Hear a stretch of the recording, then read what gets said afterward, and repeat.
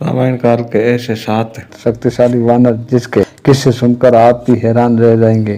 आप देख रहे हमारा YouTube चैनल। चलिए अब करते हैं ज्ञान की बात। वीडियो में आगे बढ़ने से पहले हमारे चैनल को सब्सक्राइब अवश्य करें और बेल आइकन जरूर दबाएं ताकि ऐसी ही रामायण और महाभारत से जुड़ी गाथाएं, किस्से, कहानियां आपको जानने और सुनने को मिलती रहे। रामायण का जब भी जिक्र आता है तब परम शक्तिशाली हनुमान जी को जरूर याद किया जाता है। रामायण काल में हनुमान जी के अलावा और भी कई शक्तिशाली वानर हुए जिसके पास इतना बल था कि उसके आगे महाशक्तिशाली शैली महाबलशाली रावण भी नहीं टिक पाया, जिन्होंने बड़े बड़े राक्षसों को एक मुक्के के प्रहार से ही मार डाला। तो चलिए जानते हैं आखिर कौन थे ये शक्तिशाली वानर। 7वें स्थान पर है नल। नल विश्वकर्मा के पुत्र थे और अपने पिता की तरह वो एक अच्छे वास्तुकार भी थे। जितने वो नटखट थे उतने ही ज्यादा ताकतवर भी थे। उन्होंने राम सेतु बनाने में एक महत्वपूर्ण भूमिका निभाई थी। बड़े बड़े पत्थरों को उठाना इसके बाएं हाथ का खेल हुआ करता था, जिन्हें कई ऐसे राक्षसों का वध किया था जो एक समय पर राम सेना पर भारी पड़ने लगे थे। यहाँ तक कि भगवान श्री राम की सेना के साथ मिलकर इन्होंने लंकापति रावण के कई सारे असुरों का वध किया था। 6वें स्थान पर है नील, जो कि स्वयं नल के ही भाई थे। ये अग्निदेव के पुत्र थे। ये जितने शरारती हुआ करते थे उतने ही निडर और बलशाली भी थे। बड़ी बड़ी चट्टानों को, पेड़ों को ये खेल खेल में ही उखाड़ दिया करते थे। नील ने युद्ध गुलमत और निकुल नाम के राक्षसों से भयंकर युद्ध किया और निकुल के सारथी का गला काटकर उसे मार डाला। इतना ही नहीं, उन्होंने युद्ध में दुलमत पर इतना भीषण हमला किया जिससे उसकी काल मृत्यु हो गई। नील रावण के सेनापति को एक चट्टान फेंक कर ही मार डाला था। 5वें स्थान पर पतिवेद अश्विनी कुमार के पुत्र थे और भगवान श्री राम की सेना में मंत्री के पद पर थे। वधि ने श्री राम की सेना की अगुवाई तो की, साथ ही साथ उन्होंने राक्षसों का ऐसा वध किया, राक्षसों के बड़े बड़े प्राकृतिक भी पीछे छूट गए। इन्हें ब्रह्मा जी से वरदान मिला था, जिसके परिणाम स्वरूप ये महाभारत काल में भी जीवित रहे।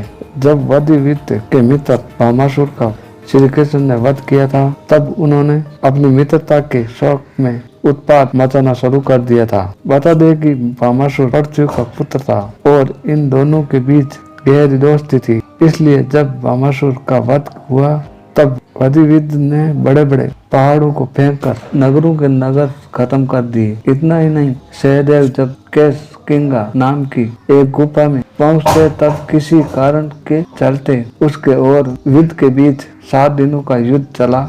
आपको बता दें कि वधिवत का अंत श्री कृष्ण के बड़े भाई बलराम जी के हाथों हुआ था, जहाँ इन्हें वहीं पर वीर गति प्राप्त हुई थी। 4थे स्थान पर है अंगद। राजा बाली और तारा के बेटे थे। युद्ध के समय उसका सामना नारद और महापाशक जैसे अत्यंत शक्तिशाली पापी राक्षसों से हुआ। उन तीनों के बीच भीषण युद्ध चला। अंगद ने उसकी छाती पर इतना प्रहार किया जिससे दोनों का कलेजा ही फट गया। ये सब देखकर बाकी सभी राक्षस थर-थर कांपने लगे। इतना ही नहीं, जब उसका युद्ध रावण के पुत्र मेघनाद से हुआ तब पहले पीड़ित में ही उन्होंने मेघनाद को हार का मुख दिखा दिया था। उसे रणभूमि छोड़कर भागने के लिए मजबूर कर दिया था। अंगद ने इतना भीषण प्रहार किया जिसे मेघनाद के रथ के सारथियों और घोड़े दोनों मारे गए। वहीं भागमर नामक एक राक्षस ने जब उससे युद्ध करना चाहा तब उन्होंने उसकी ही तलवार से उसका सर धड़ से अलग कर दिया।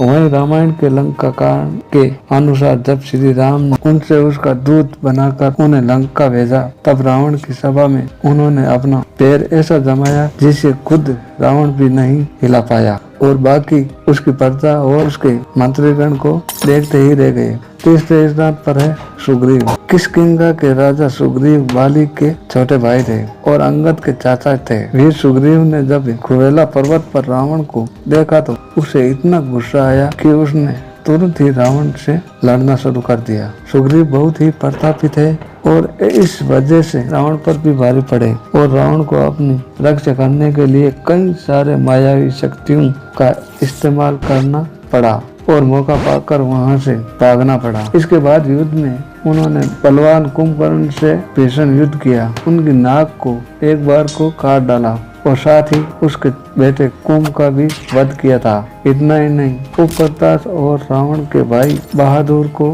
उनके घुटने पर ले आए, वध भी किया था। कहते हैं सुग्रीव और बाली के बीच युद्ध की वजह सिर्फ और सिर्फ बाली बने थे। इसकी वजह भी आप सब जानते ही होंगे कि किस तरह एक राक्षस का पीछा करते हुए बाली एक गुफा में जा घुसा और जब वह वापस नहीं आया तब सुग्रीव ने उसे पत्थर से ढक दिया और किष्किंधा पर राज करने लगा। लेकिन जब बाली वापस आया, क्रोधवश सुग्रीव पर चढ़ बैठा और उस राज्य से निष्कासित कर दिया, जहाँ बाद में हनुमान जी की सहायता से सुग्रीव को भेंट स्वयं भगवान श्री राम से हुई। तब जाकर उन्होंने स्वयं भगवान श्री राम की सेना में सम्मिलित होना बेहतर समझा और माता सीता की खोज में निकल पड़े और लंका पर चढ़ाई की। दूसरे स्थान पर शक्तिशाली बाली इंद्र के पुत्र थे और उन्हें अपने पिता से एक ऐसी माला मिली थी जो मुसीबत के साथ एक लंबे समय तक उसकी सासू को थाम रखी थी। इतना ही नहीं, उन्हें ब्रह्मा जी से ये वरदान मिला था कि जब जब उन्हें कोई युद्ध की चुनौती देगा तो सामने वाले की प्रतिद्वंदी की आदि शक्ति बाली के अंदर समा जाएगी। एक दिन अपने घमंड में चूर होकर रावण बाली के बीच एक युद्ध हुआ, जहां बाली ने रावण को हार का मुख दिखाई और धूल चटा दी।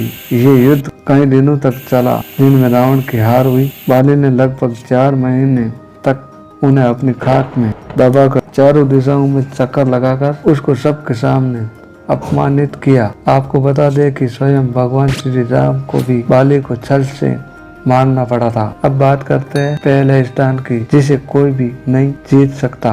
ये स्थान स्वयं और स्वयं हनुमान जी का ही है। वायु के पुत्र हनुमान जी के बारे में कौन नहीं जानता। इनके अंदर सूर्य को खाने का बल तो ही था, साथ ही साथ बल निकालने में इंद्र ने अपने वज्र सेन से प्रहार किया। हनुमान जी वह सेन कर गए क्योंकि वो स्वयं भगवान शिव के अंश अवतार थे। इसी वजह से उन्हें बहुत सारे देवताओं से कई सारे वरदान भी प्राप्त हुए। इन पर प्रभु श्री राम की विशेष कृपा भी रही थी, जिसके चलते दुनिया में ऐसा कोई भी काम नहीं जो ये ना कर सके। सबके कहने पर माता सीता का पता लगाने हनुमान जी लंका गए तो उन्होंने पूरी लंका को ही जला डाला, जबकि वहां पर लंकापति रावण भी मौजूद था और साथ ही साथ अपनी शक्तियों पर घमंड करने वाला इंद्रजीत यानी मेघनाथ भी रहते हैं। अशोक वाटिका में ही उन्होंने स्वयं रावण के पुत्र अक्षय कुमार का वध किया था। वह साथ ही जब इंद्रजीत उन्हें पकड़ने आए तब उन्होंने उन पर ब्रह्मास्त्र चलाया, लेकिन ब्रह्मा जी का मान रखने के लिए उन्होंने खुद को बंदी बना लिया, क्योंकि वरदान भी स्वयं उन्हें ब्रह्मा जी से ही प्राप्त था कि उसका शक्तिशाली अस्त्र ब्रह्मास्त्र भी उसका कुछ नहीं बिगाड़ पाएगा। कहते हैं उन्होंने महाबलशाली कुंभकर्ण से भी युद्ध किया था और उसके त्रिशूल के 2 टुकड़े कर दिए थे और उसका सामना जब रावण से हुआ तब उन्होंने एक मुक्के के वार से ही रावण के कान से खून की धारा निकाल दी थी। इसके बाद उन्होंने कई ऐसे राक्षसों का वध किया जो अत्यंत बलवान माने जाते थे।